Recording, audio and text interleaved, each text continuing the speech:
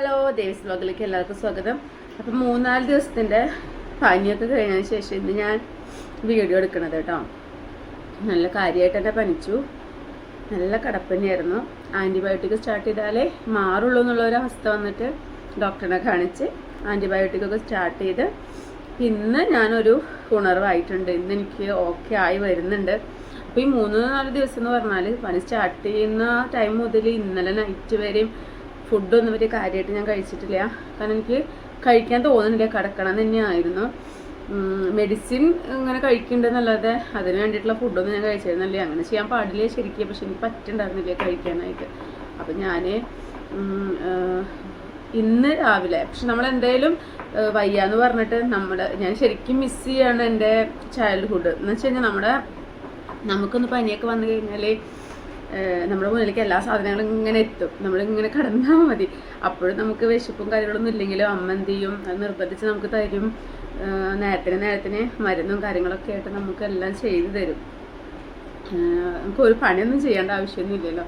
പക്ഷെ ഇപ്പോഴത്തെ അവസ്ഥ അങ്ങനെയല്ല. നമ്മുടെ മക്കൾക്ക് എന്തെല്ലാം വയ്യാതെ ആയിക്കഴിഞ്ഞാൽ നമ്മൾ അങ്ങനെ തന്നെയാണ്. അവർക്ക് വേണ്ട കാര്യങ്ങളൊക്കെ കറക്റ്റായിട്ട് ചെയ്തു കൊടുക്കും. ഇപ്പം ഞാൻ എൻ്റെ ഒരു കുട്ടിക്കാലത്തെ സുഖമൊന്നും ഇപ്പം എൻ്റെ മക്കൾക്ക് ഉണ്ടായിരുന്നു വരില്ല. കാരണം നമുക്ക് ജോലിക്ക് പോകണം. അപ്പോൾ രാവിലെ പോണതിൻ്റെ ഇടയിൽ ഇവരെ വേഗം എഴുന്നേൽപ്പിച്ച് ആ ക്ഷീണമൊക്കെ ഒന്ന് മാറ്റാൻ വേണ്ടി ചൂടുവെള്ളമൊക്കെ ഉണ്ടാക്കി വേഗം മേലൊക്കെ കഴുകി കൊടുത്ത് ആ രാവിലത്തെ ഡോസ് മെഡിസിൻ കൊടുത്ത് നിർബന്ധിച്ച് ഭക്ഷണമൊക്കെ കൊടുത്ത് നമ്മൾ പോയിട്ട് പിന്നെ വരെ നമ്മൾ വൈകിട്ടാണ്.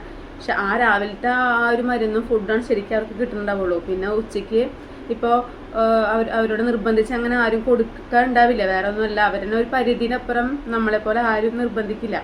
അപ്പോൾ അവരെ കിടക്കുകയാണെങ്കിൽ ആ സുഖമായിട്ട് അങ്ങനെ കിടന്നോട്ടെ എന്നാണ് അവർ വിചാരിക്കുന്നുണ്ടാവുള്ളൂ. അപ്പോൾ അങ്ങനെ അവരും കിടന്നിങ്ങനെ കിടക്കും. പക്ഷെ നമ്മൾ രാവിലെ കൊടുത്ത മെഡിസിൻ്റെയും ആ ഭക്ഷണത്തിൻ്റെ ഒക്കെ ഒരു എനർജി അവർക്ക് ഉണ്ടാവും വൈകുന്നേരം നേരത്തെ. എനിക്ക് അങ്ങനെ ഫീൽ ചെയ്തിട്ടുണ്ട്. ഞാൻ വൈകുന്നേരം വന്നാൽ വേഗം തന്നെ അവരെന്നെ വീണ്ടും ഒരു പ്രാവശ്യം കൂടെ മേലെഴുകി കൊടുക്കും. കാരണം ചൂടൊക്കെ ഒന്ന് കുറയാൻ വേണ്ടിയിട്ട് ഇത് വീണ്ടും മെഡിസിനും കൊടുത്ത് ഫുഡൊക്കെ വേഗം കൊടുത്ത് അങ്ങനെയൊക്കെയാണ് നമ്മളുടെ ഒരു കാര്യങ്ങൾ നോക്കൽ. നമുക്ക് വയ്യാതെ ആയി കഴിഞ്ഞാൽ ഒന്നും വേണ്ടാന്ന് പറഞ്ഞിട്ട് നമ്മൾ കിടക്കും. പക്ഷെ ഫുഡും കാര്യങ്ങളൊക്കെ നമ്മൾ ഉണ്ടാക്കും. ഒരുപാട് ഐറ്റംസ് ഒന്നും ഉണ്ടാക്കണില്ലെങ്കിലും ഉള്ളതുകൊണ്ട് എല്ലാവരും അഡ്ജസ്റ്റ് ചെയ്യാറുണ്ട്. എനിക്ക് വയ്യാത്ത ഇതാവുമ്പോൾ അങ്ങനെയൊക്കെയാണ്. പക്ഷെ ഇന്ന് വലിയ കുഴപ്പമൊന്നുമില്ലാതായപ്പോൾ ഞാൻ ഇന്ന് എന്തുണ്ടാക്കി, ഇന്ന് രാവിലെ വെള്ളപ്പം ഗ്രീൻ പീസ് കറി ഒക്കെയാണ് ഉണ്ടാക്കിയത്. വെള്ളപ്പം കുറച്ച് കരിഞ്ഞിട്ടുണ്ട് കേട്ടോ. ബാക്കിയൊക്കെ കഴിച്ചു തീർത്തു. കരിഞ്ഞത് മാത്രം ഇവിടെ ബാക്കിയായതാണ്. അപ്പോൾ എനിക്ക് വീഡിയോയിൽ കാണിക്കാൻ ഇതേ ഉള്ളൂ.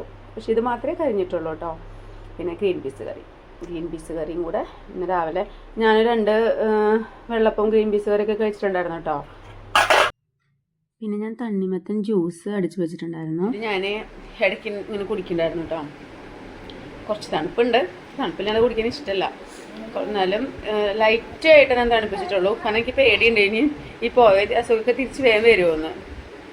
പിന്നെ എന്തായാലും ഇന്ന് പനിയെല്ലാം കാര്യങ്ങളൊക്കെ കഴിഞ്ഞു. ഇന്ന് പെരുന്നാളും കൂടി ആയില്ലേ. ഞാൻ എന്തായാലും വീട്ടിലുണ്ട്, എനിക്ക് ലീവ് ആണല്ലോ. അപ്പം ഞാൻ വിചാരിച്ചു ബിരിയാണി ഉണ്ടാക്കാം. ഇത്ര ദിവസം പട്ടിണി കിടന്നാലും ബിരിയാണി തന്നെ ആയിക്കോട്ടെ എന്ന് വിചാരിച്ചു ഇന്ന്.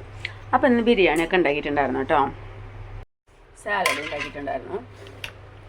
ക്യാരറ്റ് ഉണ്ടായിരുന്നില്ല, അതുകൊണ്ട് ഞാൻ ക്യാരറ്റൊന്നും ഇട്ടിട്ടുണ്ടായിരുന്നില്ല. കളി കഴിഞ്ഞ് എത്തിണ്ട് കേട്ടോ. എക്സാമുള്ള ആളാണ്, പഠിച്ചിട്ടാണ് കളിക്കാൻ പോകണമെന്നൊക്കെയാണ് പറഞ്ഞത്. അപ്പോൾ അബിക്ക് വേണ്ടിയിട്ടാണ് കേട്ടോ ബിരിയാണി ഇപ്പം ഇന്ന് ഞാൻ എടുത്ത് കാണിക്കണത്. അവനാണ് ഇപ്പോൾ ഫസ്റ്റ് കഴിക്കുന്ന ആള്. ആഹാ, ഇനി ടേസ്റ്റ് എങ്ങനെയുണ്ടെന്നൊക്കെ അബി അഭിപ്രായം പറയും കേട്ടോ. അബിയാണ് ആള്, കറക്റ്റായിട്ട് പറയും. അതുകൊണ്ട് പിന്നെ ടെൻഷനില്ല. ടേസ്റ്റ് ഇല്ലെങ്കിൽ അവന് വീഡിയോ ആണോ ഇത് അപ്ലോഡ് ചെയ്യണതാണോ എന്നുള്ള പ്രശ്നമൊന്നും അവനില്ല. ഞാനായിട്ട് കട്ട് ചെയ്യേണ്ടി വരും അവൻ പറയണതൊക്കെ. അവൻ പറയും കറക്റ്റ് കാര്യങ്ങളാണ് അമ്മ പറയാൻ പാടുള്ളൂ എന്ന് ഞാൻ എൻ്റെ അടുത്ത് എപ്പോഴും പറയാം. ബിരിയാണി ഇതിലേക്ക് ഞാൻ മാറ്റാം കേട്ടോ. സെർവ് ചെയ്യാൻ എളുപ്പത്തിന്. കണ്ടിട്ട് എന്താ തോന്നുന്നു? പിന്നെ കഴിച്ചിട്ട് പറയാം. ഓ ആയിക്കോട്ടെ. ഇതിൻ്റെ ലെഗ് പീസൊക്കെ ഇങ്ങോട്ടൊക്കെയാ മാറിയേക്കണം. അറിയിക്കട്ടെ, ഞാനിങ്ങനെ ദമ്മിട്ട സമയത്ത് എവിടേക്കൊക്കെ പോയിരിക്കണെന്ന് അറിയില്ല. പറഞ്ഞ് പിടിപ്പിച്ചതാ പീസ്. സെറ്റ് കാഷ്നട്ട് വേണടാ. വേണ്ട, കാഷ്നട്ടിൻ്റെ ആള് മറ്റാളാണ്.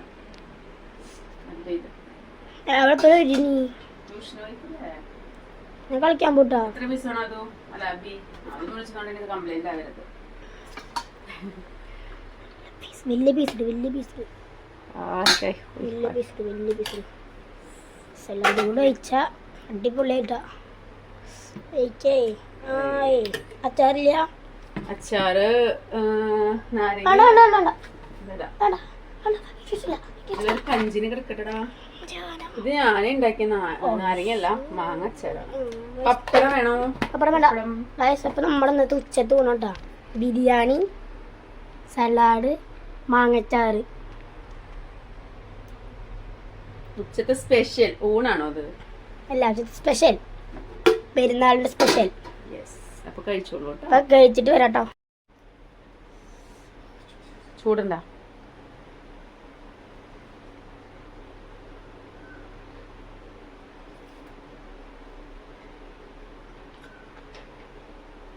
അടിപൊളി.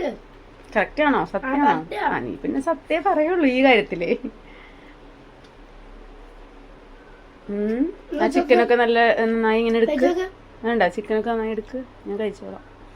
ചൂടാണ് കേട്ടോ. ചൂടാടാ.